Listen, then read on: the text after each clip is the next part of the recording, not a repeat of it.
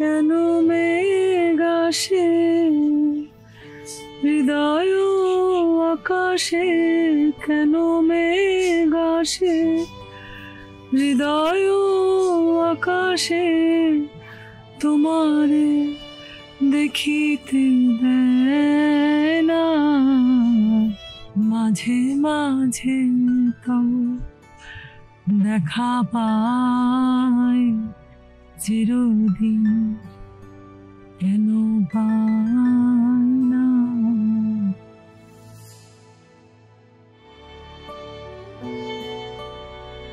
কি হলো, গান বন্ধ করলি যে?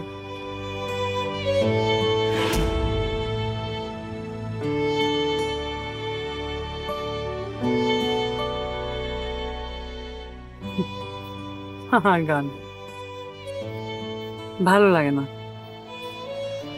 কি বলছো এসব? গান না তোমার অনেক প্রিয়? তুমি না বলেছিলে পৃথিবীর সব লেনদেন শেষ হয়ে যাক, তাও তুমি গান নিয়ে বেঁচে থাকতে পারবে? আবার বলছো যে গান তোমার ভালো লাগে না, কি হলো?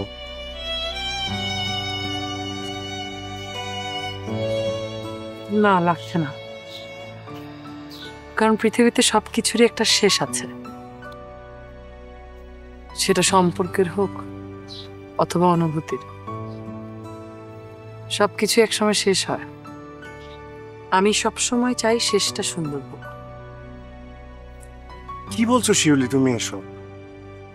আজকে তোমার সাথে আমার শেষ দেখা, আমি চাই তোমার সাথে আমার এই শেষ স্মৃতিটুকু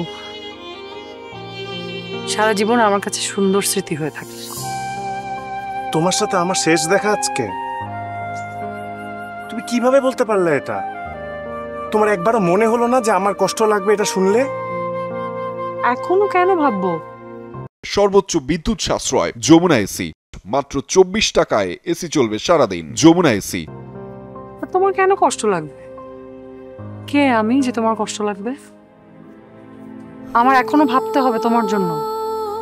তুমি কেন ভাবনি যখন তুমি আফসানার আঙ্গুলে আংটি পরাচ্ছিলে? একটাবার ভেবেছিলে আমার কথা, যে আমার কেমন লাগবে? শিলুর জীবনে তো তুমি ছাড়া কেউ ছিল না, কিচ্ছু ছিল না। একটাবার ভেবেছিলে তখন যে শিলুর কি হবে? কিন্তু আমার কাছে দেখো এসে ঠিকই এক্সপেক্ট করছো যে আমি তোমার জন্য এখনো ভাববো। কি হাস্যকর না?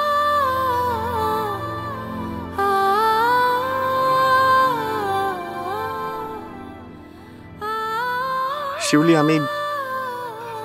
আমি জানি যে আমি তোমার কাছে ক্ষমার অযোগ্য একটা অপরাধ করেছি, কিন্তু তাই বলে আমার কথা তো একটু শুনবা তুমি।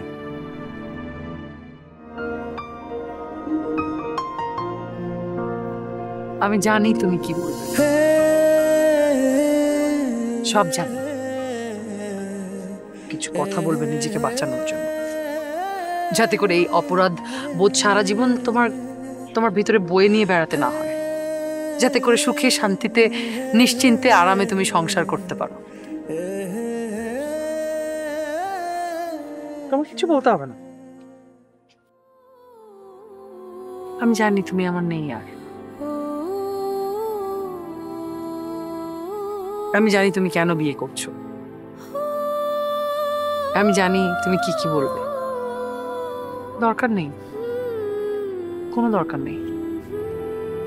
বিশ্বাস করো, আমি মেনে নিয়েছি, আমি সব মেনে নিয়েছি। কারণ যেই জিনিস আমার না, সেই জিনিস নিয়ে আমি কখনোই হতাশাগ্রস্ত হই না। আমি বুঝে গেছি তুমি আমার না। সত্যটা আমি সবসময় মেনে নিতে শিখেছি। আমি জানি সত্য কিভাবে মেনে নিতে হয়, নিয়েছি। এই যে দেখো, আমি আমার ছোট বোনের মতো সুন্দর না। আমার নিজের মাই আমাকে সারাটা জীবন এই কথা শুনিয়ে গেছে। ও আমার চেয়ে স্মার্ট, আমার চেয়ে বুদ্ধিমতী, আমার চেয়ে চঞ্চল, ও আমার চেয়ে পড়াশোনায় ভালো। আর আমার মা বলবেই বা না কেন? পাত্রপক্ষ আমাকে দেখতে এসে আমার ছোট বোনকে পছন্দ করে বসে আছে। আমার মা কি করবে বলো? আমি সেদিন থেকে মেনে নিয়েছি যেটাই আমার নিয়তি, এটাই আমার কপাল। মা চলে যাওয়ার পর থেকে পুরো সংসার কিন্তু আমি নিজের কাঁধে তুলে নিয়েছি। আমি কেন করেছি? আমি তো আমার দায়িত্ববোধ থেকেই করেছি। আমি জানি তুমিও তোমার দায়িত্ববোধের জায়গা থেকেই করছো। আমি আমার নিজের জীবন স্যাক্রিফাইস করেছি আমার পড়াশোনা স্যাক্রিফাইস করেছি, আমি ছোটর পড়াশোনায় বেশি মনোযোগী হয়েছি। বাবার শরীর খারাপ, আমি যদি চলে যাই আমি জানি বাবাকে দেখার কেউ থাকবে না, আমিও তো স্যাক্রিফাইসই করেছি। সন্তান হিসেবে তুমি তোমার মায়ের শেষ ইচ্ছা পূরণ করতে চাচ্ছ, এটাই তো তোমার দায়িত্ব। প্রত্যেকটা সন্তানেরই তো এটা করা উচিত। তোমার জায়গায় আমি হলে হয়তো আমি এটাই করতাম। আমি মেনে নিয়েছি তুমি আমার না, তুমি অন্য কারো। আর অপরাধ বোধে ভুগে কোনো লাভ নেই। তোমার প্রতি আমার কোনো ক্ষোভ নেই, কোনো অভিমান নেই, কোনো আক্ষেপ নেই, কিচ্ছু নেই। সত্যটা তুমি মেনে নিতে শেখো, দেখবে তোমার অপরাধ বোধ হাওয়ায় উড়ে গেছে। প্লিজ আমাকে একটু হেল্প করো। তুমি তো জানো যে আমি তোমাকে ভালোবাসি, জানো না? তুমি এটাও জানো যে আমি আমার মাকে কতটা ভালোবাসি। আমার মায়ের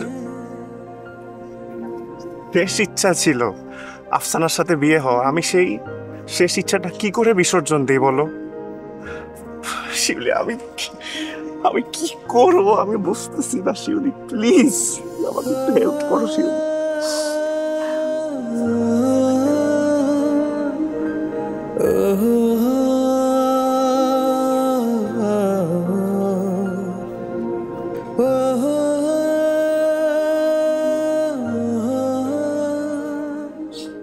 সিয়াম, সত্যটা মেনে নাও, দেখবে সব ঠিক হয়ে গেছে।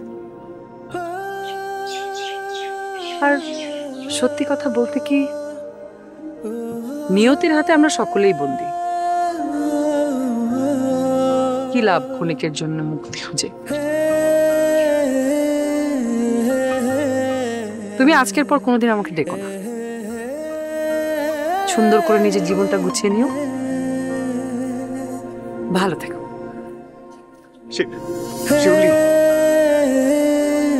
শিউলি, শিউলি প্লিজ, শিউলি।